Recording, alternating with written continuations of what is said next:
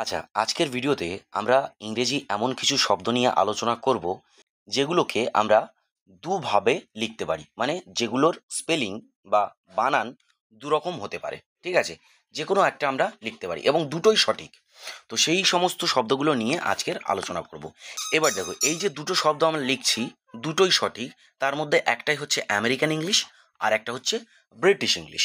ঠিক আছে, তো দেখো, আমরা জানি এই যে কালার, কালার মানে কি? কালার মানে হচ্ছে রং, তাই তো?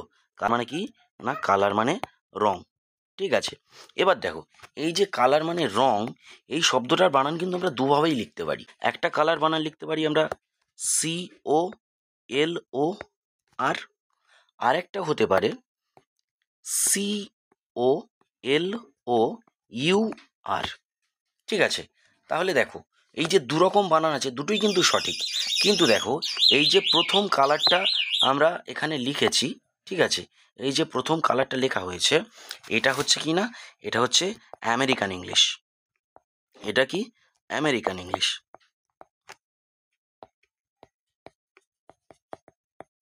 আর দ্বিতীয় এই যে কালার শব্দটা লিখেছি, এটা কি?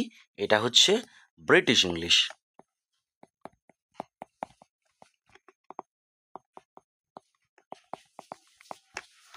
বুঝতে পারছো? তাহলে দুটোই সঠিক, কিন্তু প্রথমটা হচ্ছে আমেরিকান ইংলিশ, এটা হচ্ছে প্রথম যেটা লিখেছি, অর্থাৎ এটা হচ্ছে আমেরিকান ইংলিশ, আর দ্বিতীয় যেটা লিখেছি এটা হচ্ছে ব্রিটিশ ইংলিশ। ঠিক আছে, আচ্ছা, নেক্সট আর একটা শব্দ দেখাচ্ছি। দেখো দেখো, অনার। অনার মানে আমরা কি জানি? অনার মানে হচ্ছে সম্মান, তাই তো? অনার মানে সম্মান। এই অনার শব্দটার বানানো দুরকম হতে পারে। কি? একটা হচ্ছে HONOR হতে পারে, ঠিক আছে, আর একটা কি হতে পারে? HONOURও হতে পারে। ঠিক আছে, দুটোই কিন্তু সঠিক। প্রথম যেটা হয়েছে, দেখো, প্রথম যে অনার শব্দটা আমরা লিখেছি, এই প্রথম যে শব্দটা লিখেছি, এটা হচ্ছে কি না? American English. এই যে বানানটা লেখা হয়েছে, এটা হচ্ছে আমেরিকান ইংলিশ। ঠিক আছে, আর এই নেক্সট এই যে শব্দটা লেখা হয়েছে, এটা হচ্ছে ব্রিটিশ ইংলিশ। বুঝতে পারছো? দেখো, সেন্টার। সেন্টার মানে কি? সেন্টার মানে হচ্ছে কেন্দ্র, তাই তো? সেন্টার মানে কেন্দ্র। এই সেন্টার বানানটা দেখো, আমরা দুভাবে লিখতে পারি।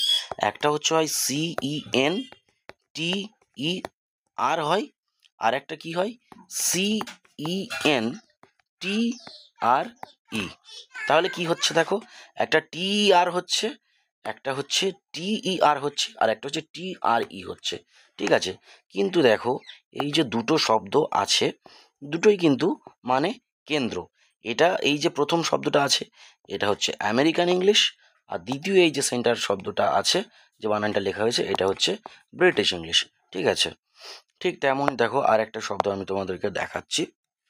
অ্যানালাইজ। অ্যানালাইজ মানে কি? অ্যানালাইজ মানে হচ্ছে বিশ্লেষণ করা। ঠিক আছে, অ্যানালাইজ, বিশ্লেষণ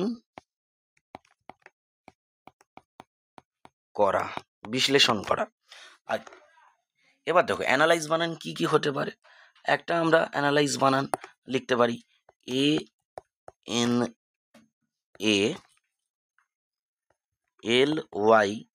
ANALYZE লিখতে পারি, আর একটা লিখতে পারি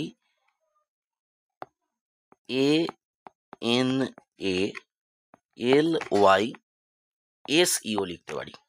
তাহলে দেখো, এক জায়গায় আমরা কি লিখেছি? জেড লিখেছি, আর এক জায়গায় এস লিখেছি, কিন্তু দুটো বানানই কিন্তু সঠিক। তো প্রথম যেটা ইউজ হয়েছে এটা হচ্ছে আমেরিকান ইংলিশ, আর দ্বিতীয় যেটা ইউজ হয়েছে এটা হচ্ছে ব্রিটিশ ইংলিশ। ঠিক আছে, আচ্ছা, আর একটা শব্দ দেখা যাক। দেখো, অর্গানাইজ। অর্গানাইজ মানে কি? অর্গানাইজ মানে হচ্ছে সংগঠিত করা। ঠিক আছে, অর্গানাইজ মানে হচ্ছে সংগঠিত করা। ঠিক আছে, অর্গানাইজ মানে সংগঠিত করা। এই অর্গানাইজ বানানটা দেখো, আমরা দুভাবে লিখতে পারি। ঠিক আছে, দুভাবে লিখতে পারি বলতে দেখো, একটা অর্গানাইজ আমরা লিখতে পারি কি? ORGANIZE।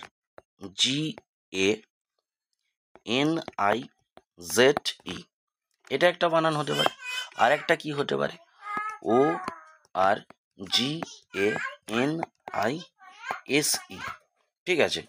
কিন্তু প্রথম যে অর্গানাইজ শব্দটা, যেটাই জেড ই দিয়ে ইউজ হয়েছে, ঠিক আছে, যেটাই জেড ই দিয়ে করা হয়েছে, এই অর্গানাইজটা হচ্ছে আমেরিকান ইংলিশ। ঠিক আছে, প্রথম যেটা, এটা হচ্ছে কিনা আমেরিকান ইংলিশ। আর যেটাই এসি দিয়ে লেখা হয়েছে, এটা হচ্ছে ব্রিটিশ ইংলিশ। ঠিক আছে, এটাই হচ্ছে ডিফারেন্স।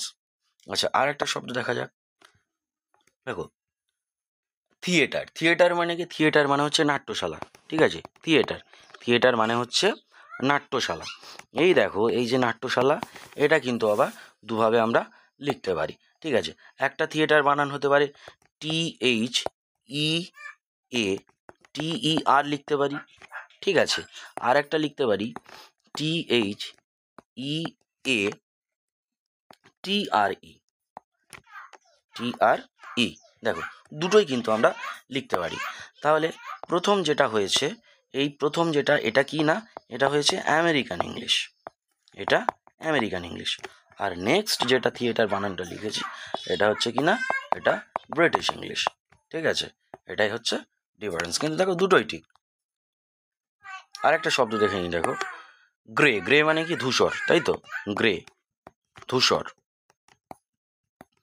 এই দেখো, এই গ্রে বানানটা একটা কি হতে পারে, একটা GRAY হতে পারে।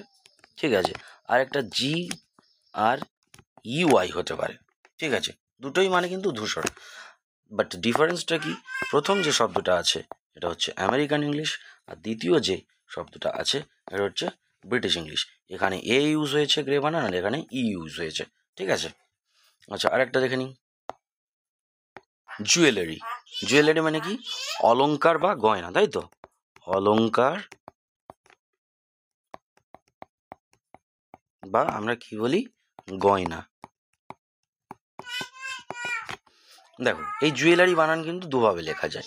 ঠিক আছে, এই জুয়েলারি বানান দুভাবে বলতে কি, একটা লিখতে পারি, দেখো, একটা লিখতে পারি JEWELRY,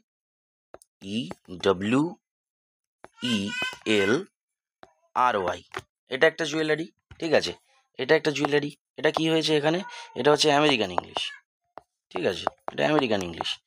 এবার দেখো, ব্রিটিশ ইংলিশের ক্ষেত্রে কি হয়, ব্রিটিশ ইংলিশের ক্ষেত্রে বানানটা এইরকম হয়। দেখো, JEWELLERY।